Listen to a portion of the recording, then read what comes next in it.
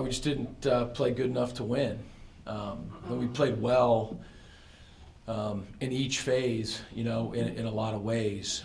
And we didn't need to be perfect. We didn't need some superhero effort.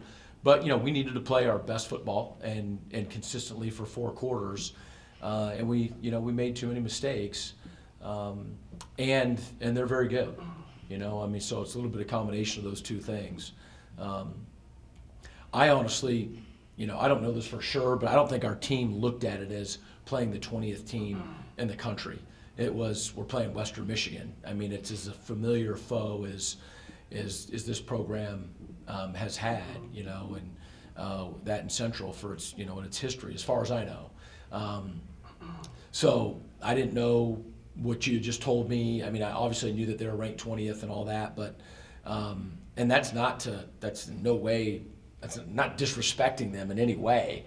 I mean, we knew that they were very, very good, but we went there believing that we could win the game, and we turned the ball over 2 times, forced 2, but we were even there. And when you look at special teams and turnovers, we were even, which isn't going to bode well for us in turnovers. And then special teams, I think Coach Keene said it well, that we won the punt block and lost the kickoff return. And so again, you play those 2 things even, where we needed a little bit of an advantage in both of those areas.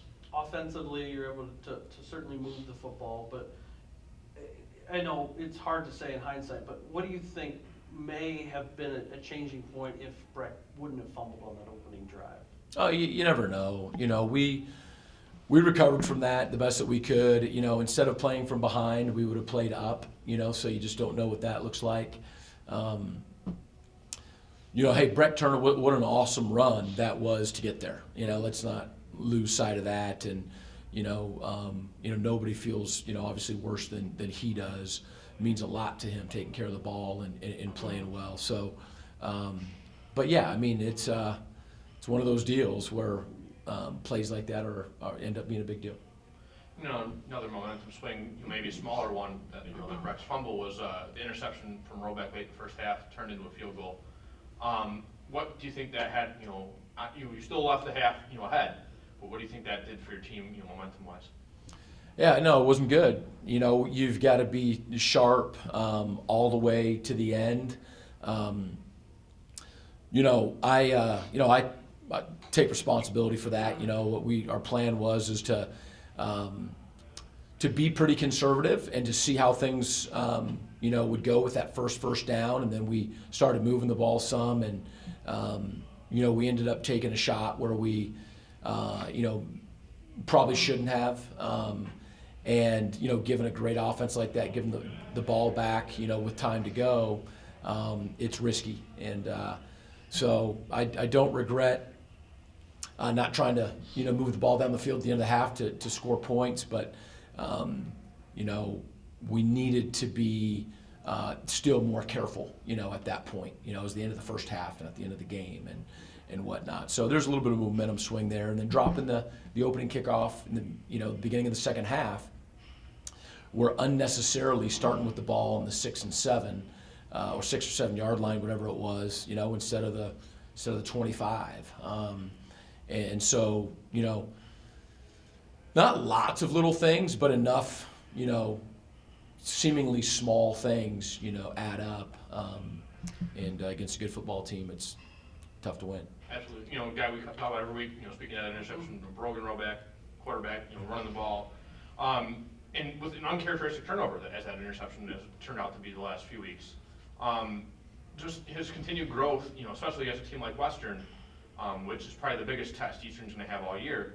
Do you think that's been the culmination of the season, the way he performed, going over 4,000 yards for his career? I hope not. I mean, I really hope that's not the culmination. He has just continually gotten better, and I think he'd be the first one to tell you that if that ends up being his best, he'd be incredibly disappointed.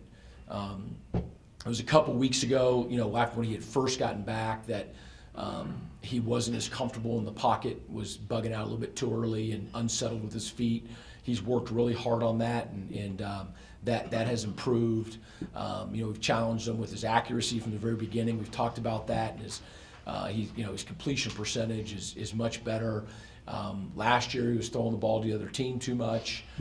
He's really done a better job with that. That's what really got to him about this, is that that was just like 1 second of the Brogan of old, and he's really done a great job with that. And that's why, in a good way, he's frustrated with it, because he knows that he's broken through that.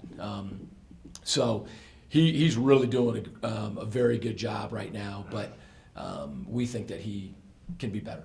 Absolutely. And then, some growing pains too in the run game. Obviously, he's still missing Shaq. It seems to have an effect, though not as much as some people might have thought early, in that injury process.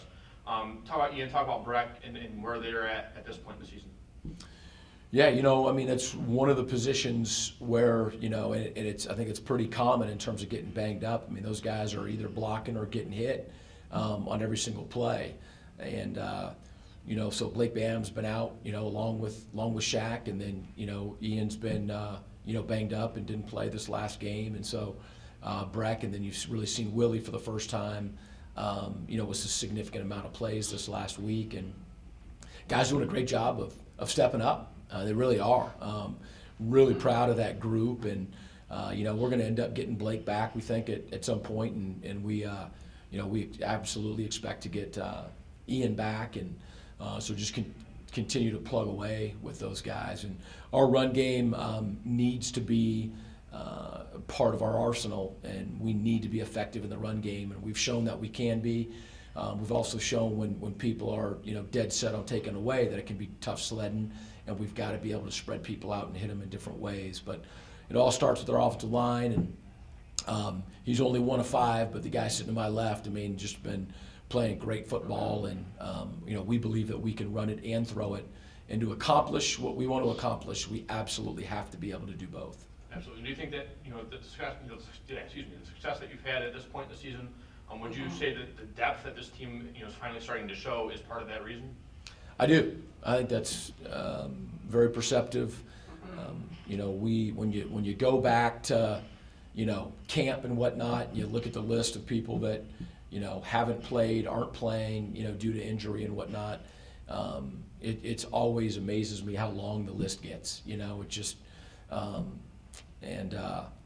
but guys have been stepping up, and we need to continue to do that. There's so much football left still. There's a lot of football left.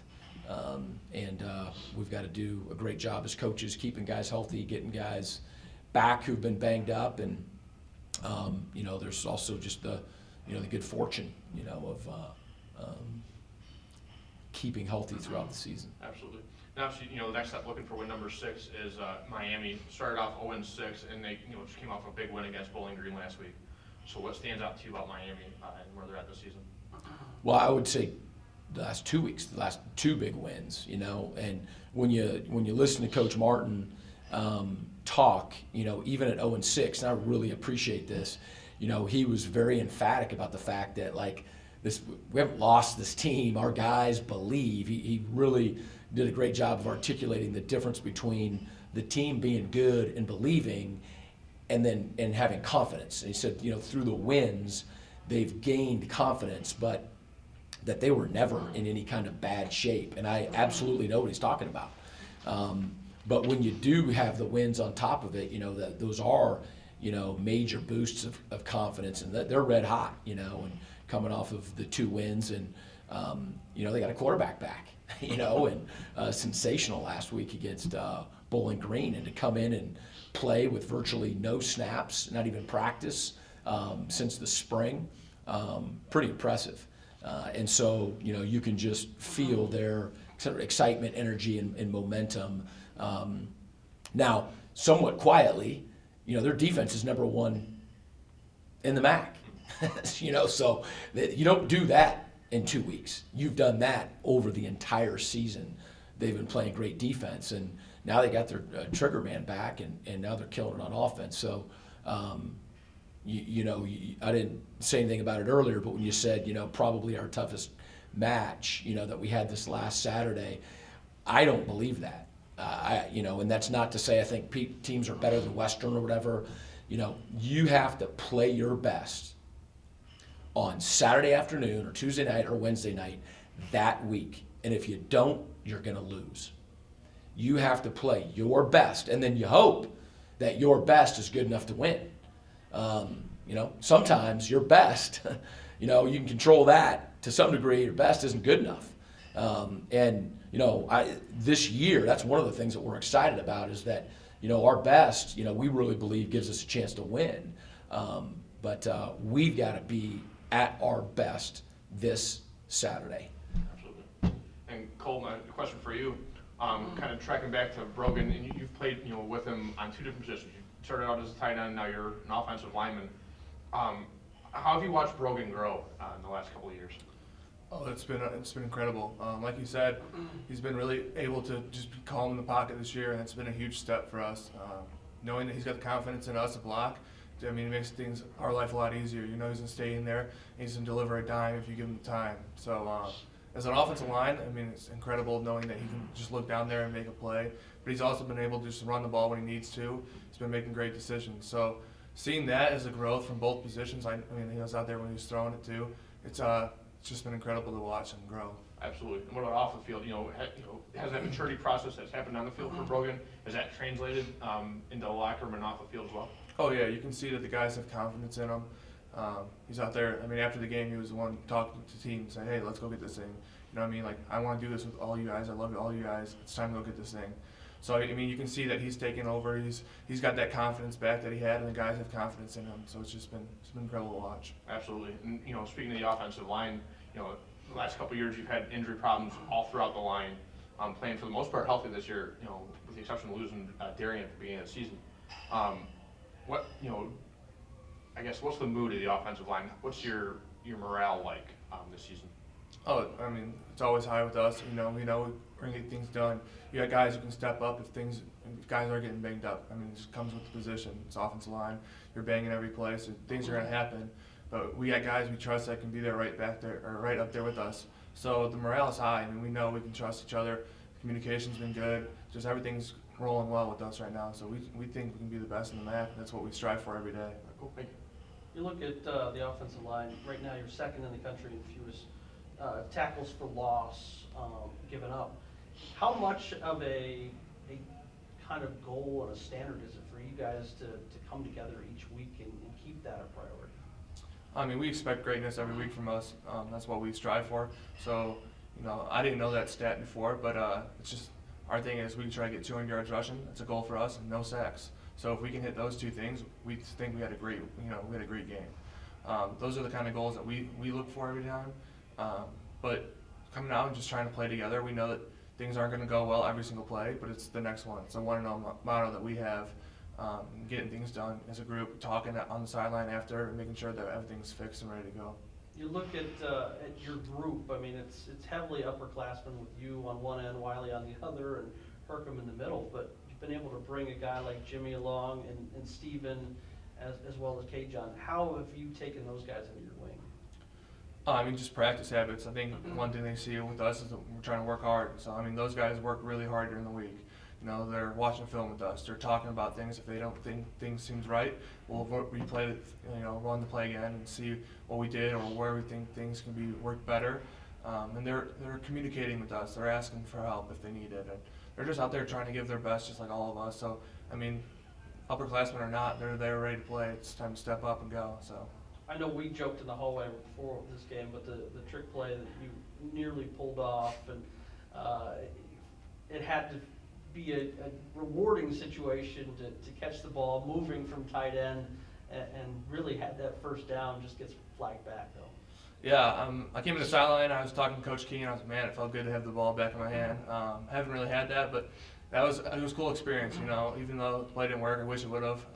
Timing things was what really got us. But no, it felt good to have the ball back in my hand. It was just a little glimpse of what it used to be like, but it was just a cool play, cool opportunity. And I know it's hard to look back while you're still playing, but you think of the move from making the switch to tight end to now playing offensive line at a position now that people are talking about you could be all MAC or make that next step to the pros. How, in your mind, has it been to make that switch over these past 2 years? At the start, it was a little weird at first, but I mean, the guys that I'm playing with, like Hercom, Wiley, DT, and all of them, Thornton, I mean, they really brought me together. I mean, they were with me all the time, helping me out with the plays, run drills and stuff.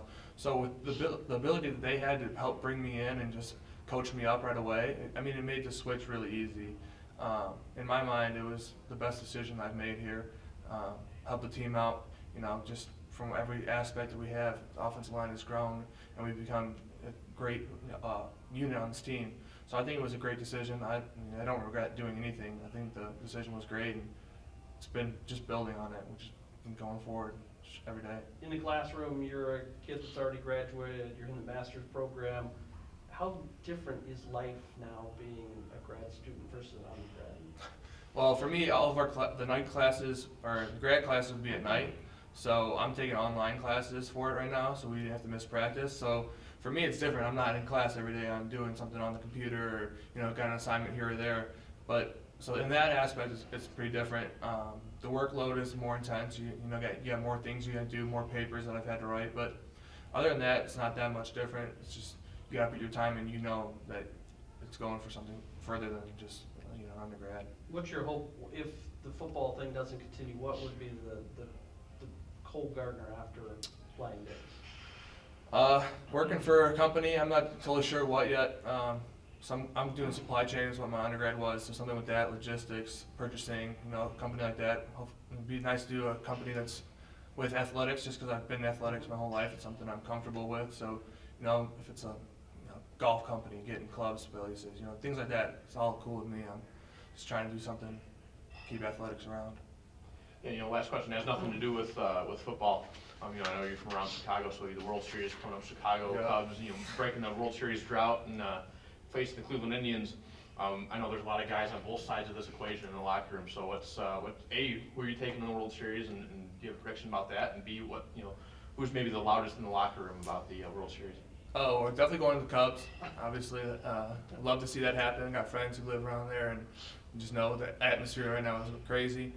The loudest in the locker room, I don't know if there's a bunch of guys just talking. I don't know if there's one guy who stands out as the loudest. I would say Fred right now, our strength coach, has been going pretty crazy. I told him I would root for the Indians for 2 innings if Wild Thing came out and throw the first pitch, because that would be incredible. I think that's what needs to happen. But I told him I'd give them 2 innings if they do that. But it's Cubs all the way. Do you have a prediction as far as how many games? Oh, I do not. I think it's gonna be a tough battle. Good pitching, good players.